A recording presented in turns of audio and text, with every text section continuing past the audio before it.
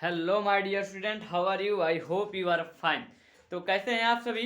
तो मस्त होंगे और पढ़ लिख रहे होंगे। तो आज मैं आप लोगों के लिए लेकर आया हूँ क्लास 10 साइंस, जो हमने कार्बन के यौगिक के बारे में हम लोग पढ़ रहे थे, जिसमें से हमने पहला भाग में पढ़ा क्या, कार्बन के टॉपिक कितने हुए और कार्बन की अपरूपता। उसके बाद से और हमने पढ़ा कल दूसरे भाग में पढ़ा कार्बन की अपरूपता और हीरे की संरचना और हीरे का उपयोग। और हमारा अब तीसरा टॉपिक क्या निकल के आया है, ग्रेफाइट।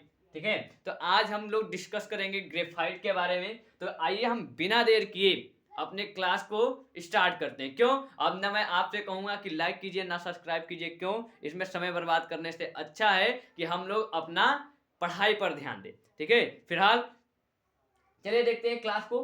क्लास में आपका पहला है ग्रेफाइट। जो टॉपिक आपका बच गया था उसके बारे में हम डिस्कस कर रहे हैं। तो यह भूरा काला पारभासी पदार्थ है।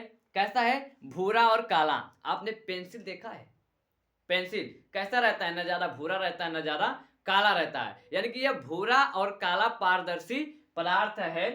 यह हीरे से हल्का, मुलायम, चिकना तथा फिसलनशील होता है। यानी कि हीरे से क्या होता है, छोटा क्या होता है, हल्का होता है। और आपको ग्रेफाइट देखनी है तो पेंसिल, जो हमने अभी बताया है, पेंसिल में होता है इसका प्रयोग। ठीक है, और आगे इसकी जानते हैं और अच्छे से।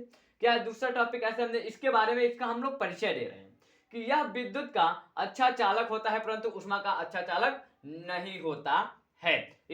सर ये विद्युत का अच्छा चालक कैसे है? तो एक बात आप लोग ट्राई मत कीजिएगा, मैं बता दे रहा हूं। पेंसिल की अगर नोक है, जैसे यहाँ पेंसिल की नोक होती है, पेंसिल को नोक को किसी पलक में लगा दिया जाए, यहाँ से छील दिया जाए और उसमें टच करोगे, तुरंत करंट मारेगा, तुरंत मार देगा। वो बहुत ही अच्छा विद्युत का चालक है। ठीक है, और यहाँ उष्मा का अच्छा चालक क्यों नहीं है? ऐसा है भाई, पेंसिल के नोक को हम ग्रेफाइट को जो है उसको हमने आग में आग की तरफ, ताप की तरफ गर्म किया, इधर पकड़ूंगा तो गर्म लगेगा? नहीं लगेगा।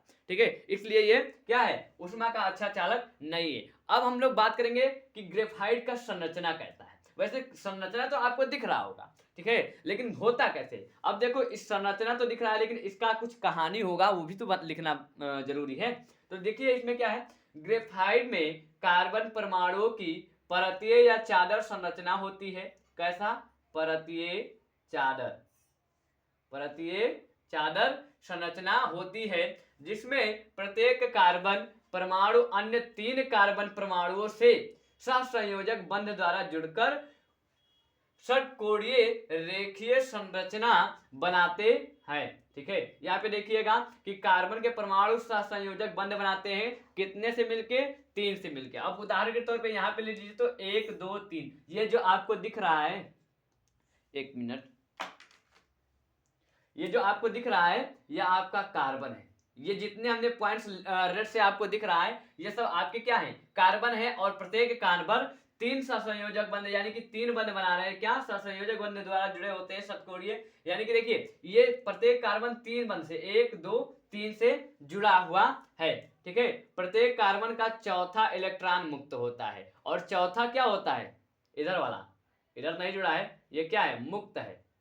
अब यह मुक्त होता है, इसलिए जो इसे विद्युतीय का अच्छा चालक बनाता है। यानी कि जो मुक्त होता है, इसलिए ये विद्युत चालक का अच्छा चालक बनता है। फिर देखिए आगे कि ग्रेफाइट में कार्बन परमाणुओं की विभिन्न परतें एक दूसरे से दुर्बल वांडर वाले बलों द्वारा जुड़ी होती होती हैं, अतः ये एक दूसरे पर फिसल सकती हैं। इसलिए ग्रेफाइट छूने में कैसा लगता है?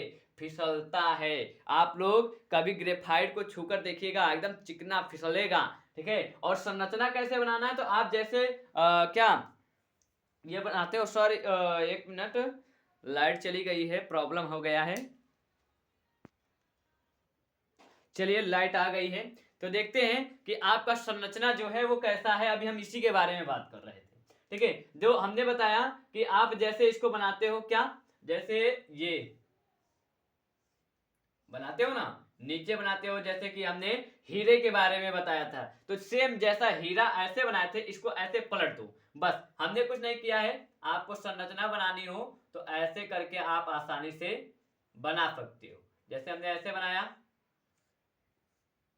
ठीक है, बनाया। अब एक यहां से और कर लीजिए, ठीक है, ऐसे करके ऐसे और ऐसे, और ये सब आपस में क्या होंगे, जोड़ दीजिए इनको। ऐसे ही तो बना है। हमने 3 4 और चाहो तो इसको और आगे बढ़ा सकते हो, ठीक है। चलिए अब देखते हैं हम कि इसके आगे हम क्या पढ़ेंगे। इसके आगे हम ये पढ़ेंगे कि हमारा क्या हो गया, ग्रेफाइट हो गया, संरचना हो गया। अब ग्रेफाइट का हम लोग उपयोग देखते हैं कि उपयोग में क्या दिया हुआ है। तो चलिए फिर देखते हैं कि ग्रेफाइट के उपयोग क्या है।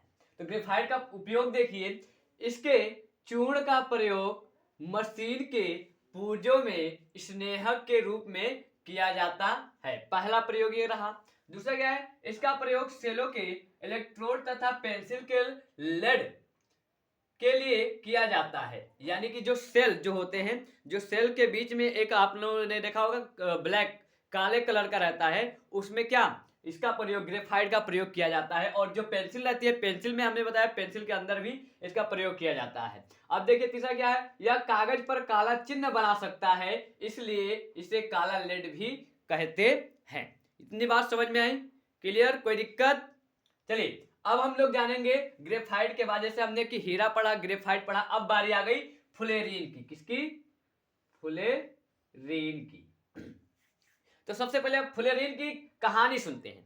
फुलेरीन की खोज जान लीजिए कि 3 बेवकूफ, जैसे मान लीजिए बेवकूफ हो या कुछ भी हो, जैसे 3 आदमी कोई खेल रहा है, अचानक से कुछ हो गया तो उसको नाम दीजिए। इनको पता भी नहीं था इन्होंने क्या, ये क्या कर रहे थे, ऐसे मस्ती कर रहे थे। तो कहानी सुनो थोड़ा।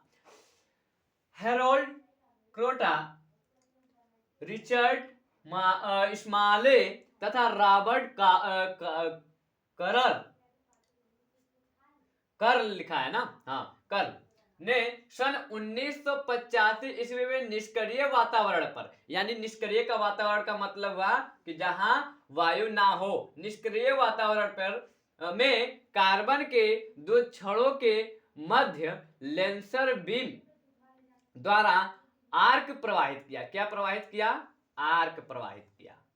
आर्क प्रवाहित करने पर वाष्पित हुए कार्बन के वाष्प को संघनित मतलब इकट्ठा करके, यानी कि एकत्रित करके करने से प्राप्त कागज से कार्बन के एक नए अपर रूप, यानी जो नए अपर रूप लिया उसको पहले C60 यानी कि C60 के नाम से दिया की खोज की, और अन्य अपर रूपों के पाए जाने की भी घोषणा की। यानी कि इन्होंने जब ये पाए तो इन्होंने अन्य अपर रूप के पाए जाने की घोषणा भी किया, और इस खोज के लिए इन वैज्ञानिकों को नोबेल पुरस्कार भी दिया गया।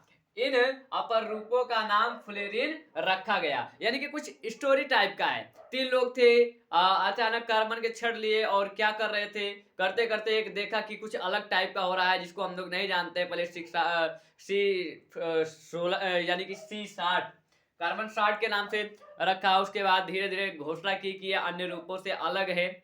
अलग है ना, जब अलग है तो इनका नाम इसलिए, अब भाई इनको क्या पता था कि हम क्या करने वाले हैं, और इन्हीं के बीच में इनका किस्मत खुल गया और इन्हें नोबेल पुरस्कार भी दे दिया गया और इसका नाम फुलेरीन रख दिया गया। अब बात करेंगे इसकी संरचना के बारे में। तो सर संरचना कैसे होती है, बाकी का संरचना आपने समझा दिया। तो आपने फुटबॉल देखा है, फुटबॉल ऐसे होता है ना, ऐसे होता है। और हमने जैसे बेंजीन अभी बताया ना, बेंजीन अभी हम लोग ऐसे बना रहे थे, हीरे में बना के बना रहे थे, और उसके बाद ग्रेफाइट में हमने ऐसे बनाया था चित्र, ऐसे करके, ऐसे ही तो बनाया था। और इसमें भी कुछ नहीं, ऐसे करके ऐसे बनेगा पूरा, फुटबॉल के तरीके से पूरा रहता है।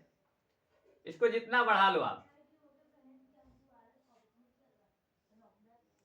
ठीक है, जितना आप इसे बढ़ा लो ये ऐसे ही पूरा रहेगा फुटबॉल के तरीके से, ठीक है।